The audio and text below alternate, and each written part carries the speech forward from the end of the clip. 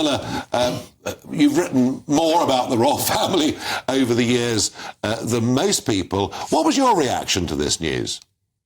Well, obviously quite shocked, Nigel. At the end of the day, we thought that he had gone in for that operation on his prostate. We were told it was benign. We were very much steered away from the C word. And now to hear this news, it's thankful, of course, that it's been discovered while he underwent this operation last week, because at the same time, I suppose if they hadn't made their inquiries there, they wouldn't have found out what happened. I just heard you speaking to Jacob about the sort of unprecedented nature of the royals discussing this diagnosis. I think in the past, if royals did have cancer, then their subjects certainly never found out about it. This is a desire for him to be a bit more down with the times, to be transparent. I think he's done enough work for cancer charities over the course of his time as Prince of Wales to want to share that news. But obviously it's quite shocking. And the trouble is when, the C word rears its head with anyone, you're worried about that individual. But when that individual is working not just for a family, but a family firm, you then worry about the institution too, which is why Buckingham Palace, I think, have been so forthright in saying that the impetus is for him to return to work as soon as possible. Yes, and of course there aren't many royals to go around, and a couple of them, of course, have left and gone off to America. One thinks of perhaps the Duke and Duchess of Sussex in particular. And yet this statement, Camilla, from Harry tonight, or from a source close to Harry, saying he will be travelling to the UK to see His Majesty in the coming days, I don't approve of much of what Harry has said and done, but perhaps this is a piece of good news that can come out of a bad diagnosis. Well, I think it's positive that Prince Harry was informed, of course, ahead of the public. There had been complaints in the past that when news was being broken that he was the last to find out.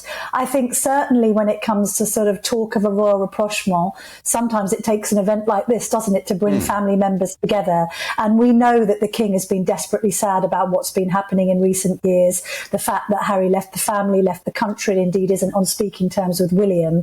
I would imagine, at the end of the day, both of those princes are hugely invested and love their dearest papa, as they call him, very much indeed. He's the only parent they have left.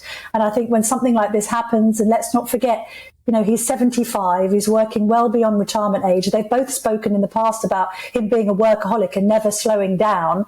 I think this will be as much of a shock to them as his sons as it will be to the King himself. He's not really had any health problems in the past to speak of. And now, as we're sort of in the fledgling part of the Carolean era, he's been hit with this. So I think Harry also surely will be mindful of the fact that Prince William is in a very, very difficult position. He's now going to have to step up and support his father as his so-called liege man of life and limb, while at the same time trying to look after his wife Kate after she underwent her operation. She was in the London clinic for 13 days. She clearly had major surgery. And poor Prince William, maybe like many people of his generation, sandwiched between caring for young children, caring for elderly parents. I think lots of people watching and listening to GB News tonight will be able to identify. Yes, no, absolutely. But the difference is they don't have to live their lives in full public glare. And that's the difference, isn't it, between the royals and, well, pretty much all of us, I suppose.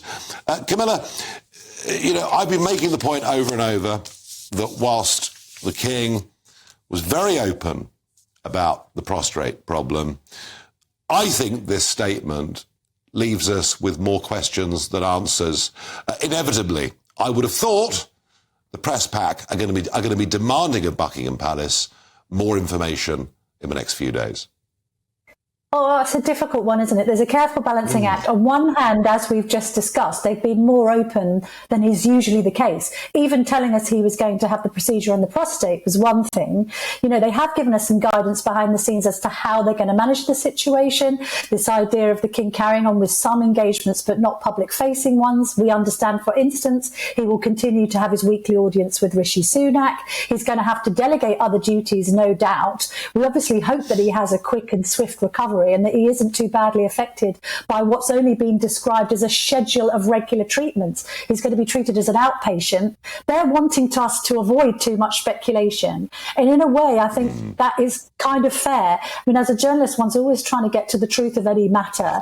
But when it comes to health matters involving a 75-year-old man who's already shared quite a lot already, I think it's going to be a case, a little bit like Kate, actually, that we're going to have to wait for the royal himself to reveal more.